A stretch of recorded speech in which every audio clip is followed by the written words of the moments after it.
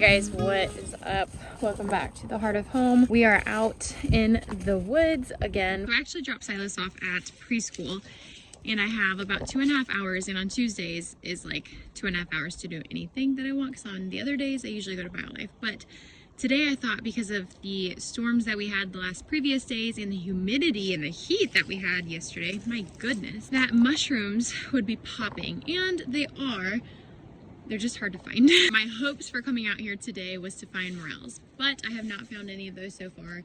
We are on public land, and this is a fairly populated area that we live in. And like most flower-loving people, I got distracted by the violets. I found more violets before I found any sort of mushrooms. So there's a few spots in this wooded area that have logs that I know are inoculated with a couple different mushroom varieties. So I stopped at them, and it turns out the deer are also familiar to those logs. So I did harvest one small dryad saddle, just because I know if I leave it to get any bigger, that the deer are probably gonna eat it, since they ate all of the other ones on that log. I was actually harvesting violets, and I looked up and it was probably 100 yards, and I could see just these like whitish, tannish mushrooms on a log that had fallen on the ground. And immediately I knew that they were dryad saddle. And so I went running over there and harvested them. And y'all, I'm gonna show you a picture. I'll put a picture up right here. These things are so big. Usually when they're this big, they're not ever toxic or inedible. They're just kind of more chewy. But the way that you can determine if they're still good or not is if you look at the pores on the underside of the mushroom. If the pores are bigger than the end of like the pen, like a pen tip, then it's going to be too chewy to really enjoy. Trust me, I've tried it. I just found more violets. Gosh, do I harvest them or do I not? I only brought one bag, which is why they're in my little satchel. I'm going to harvest them.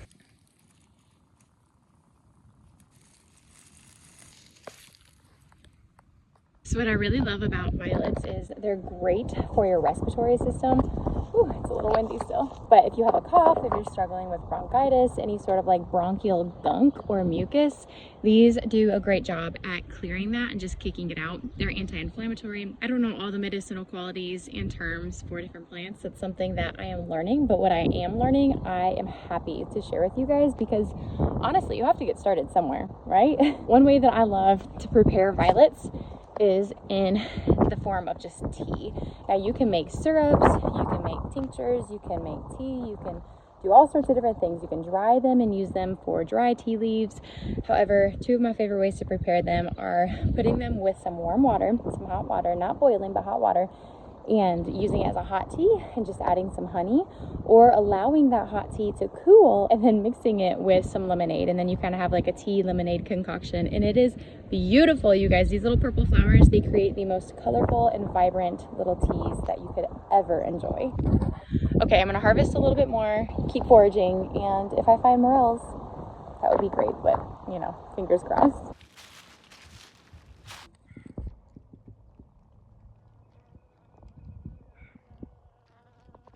So one thing I am learning about foraging is there truly is a time and a season for everything that we try to forage. For example, these dryad saddles or pheasantback mushrooms come in early spring, and when you find them in the latter part of and you find them in the middle of summer, they're usually, it's too warm for them.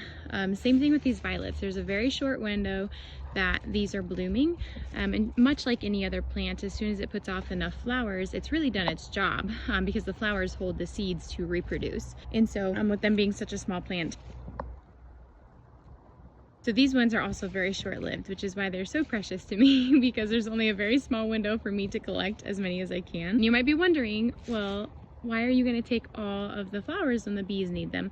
Let me tell y'all, there are tons of little, they look like little aster flowers actually, all over this place. And just like I showed you guys, those bees, they are doing their job. Those girls are working hard and there's lots and lots of flowers for them to pollinate out here. You might notice on the tree behind me, if you guys can see it very well, There are old oysters. So oysters are another mushroom that I will be sharing with you guys. However, it is too soon in the season for them. So oysters are a latter season kind of mushroom as well. And if you've ever hunted morels, you know morels are like after the first couple of thunderstorms when it's reached like 70 degrees or so, that's like go time. And it's also a very short window and very hard to find. I did look up what these little whitish pinkish flowers are, and I guess they are Virginia spring flower, I think. Seeing all of these bees out here, y'all, reminds me I need to go set up my swarm trap. You'll see right here, these are some older inky caps, and these are some younger ones that are coming up. I do harvest these, not as often. I don't think they're the best tasting mushroom, but when I haven't found anything and these are what I have, I do like to harvest them. And their flavor isn't anything special. It tastes like a mushroom. I saw more. Oh, there's a bunch more under this log where I'm kneeling. I really, just like many of probably all of my mushrooms, the biggest way that we prepare them is just in butter. So salted butter with minced garlic, and then obviously adding some salt and pepper or other little spices. But that is probably the best way to prepare those, especially if you're eating like red meat. They're so good. Do you know why inky caps get the nickname inky cap? Because when they start to compost or disintegrate, it literally is like black ink.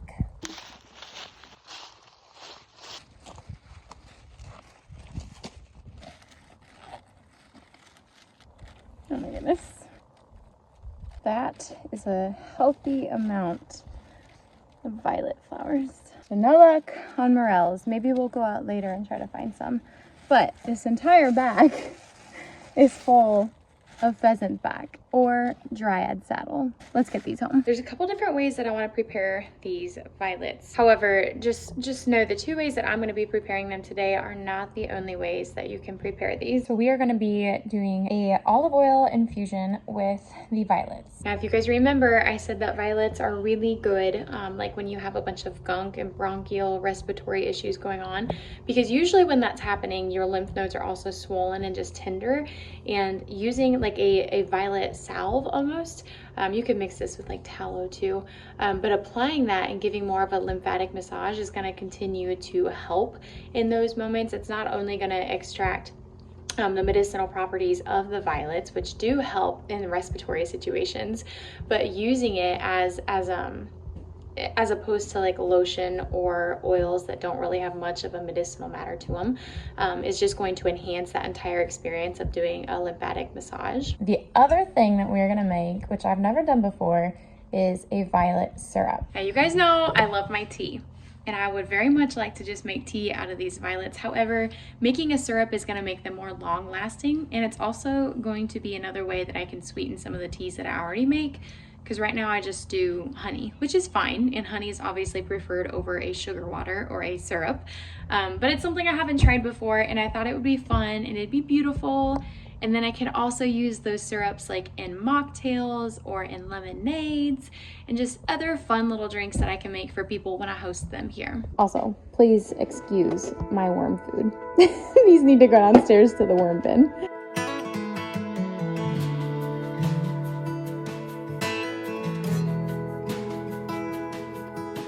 So I'm just gonna put a handful of violets in this jar, and then I'll cover them up. I probably won't fill the jar to the brim because I'd rather have more violets for my syrup.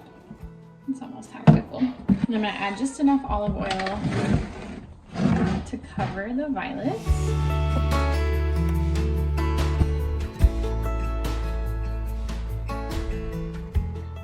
Now you might be wondering if I washed these, and the answer is no, because it just rained.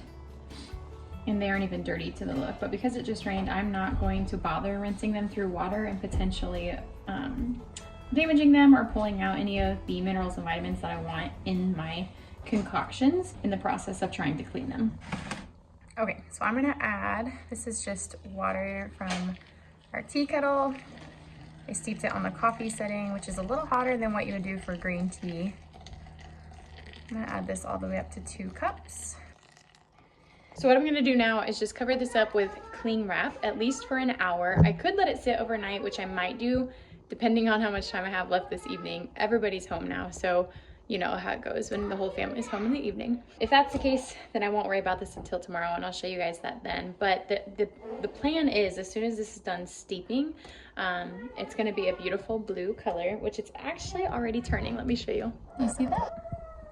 It's starting to turn blue. So tomorrow I will add it into some low heat with some sugar and essentially stir it until it's in a syrup form, to my desire, to my liking, and then I'll go ahead and bottle it up and use it whenever I want to use it. I'm also going to go throw all the greens in our worm bin. So not their preferred food, but they will eat it. I'm using an old lid.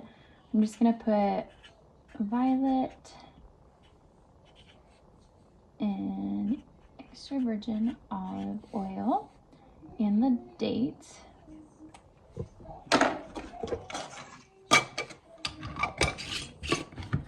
I'm going to set this in a cool, dark place just to infuse.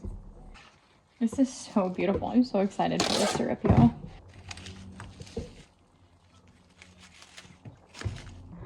Hey guys, I was just editing this video and I realized two things. I did not show you the process of how to make the syrup, and I didn't sign off my video. So I just wanted to give you a quick rundown. To make that syrup, you saw what I did. I just took a cup of flours and then some hot water, not boiling, not lukewarm, not bath temperature, but warm water that you would use to like steep tea. And I let those flours steep overnight. And I just left them on the counter. The next morning, I strained the flours. I strained them into a pot on the stove and added a 1-to-1 ratio of liquid to sugar. That's important. So if you have 1 cup of liquid, you do 1 cup of sugar. If you have 2 cups of liquid, you do 2 cups of sugar. That's a 1-to-1 ratio. And then I kept mine on a low heat for probably close to an hour or an hour and a half. And I just stirred it every now and then as I was watering the garden and doing chores around the house. I just kept it going until I got to the thick consistency that I wanted. I'll show you guys. So when it was at the consistency that I wanted, I removed it from the heat. I set it into another jar, or you could just leave it off the heat too and let it cool, but I put it in a different jar so that it'd cool faster. And I didn't put it in the fridge or seal it in this bottle until it was cold because I didn't want any pressure issues going on here.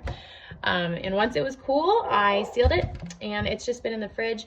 This is optional. I did add some lemon juice after it was all cooked down just to change it back to that purple color. If I didn't add lemon juice, it would still be blue. So the acidity in the lemon juice changes the acidity in here, which changes the color. You can't taste the lemon. I added probably a tablespoon, maybe 2 tablespoons. A couple things that I have used my simple syrup for. I have added it to my hot teas. I am about to make an iced tea that I'm going to add this to. So almost like a mocktail. I could add some seltzer water or some carbonated water to that, but I'm not feeling that right now. I've added it to my blueberry chia overnight oats that I made. We've added it to oatmeal that I've made over the stove for Silas.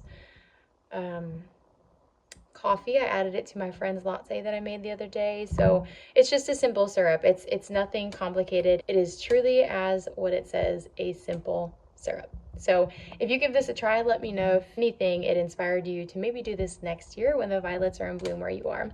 Until then, I'll catch you all in the next video. See ya.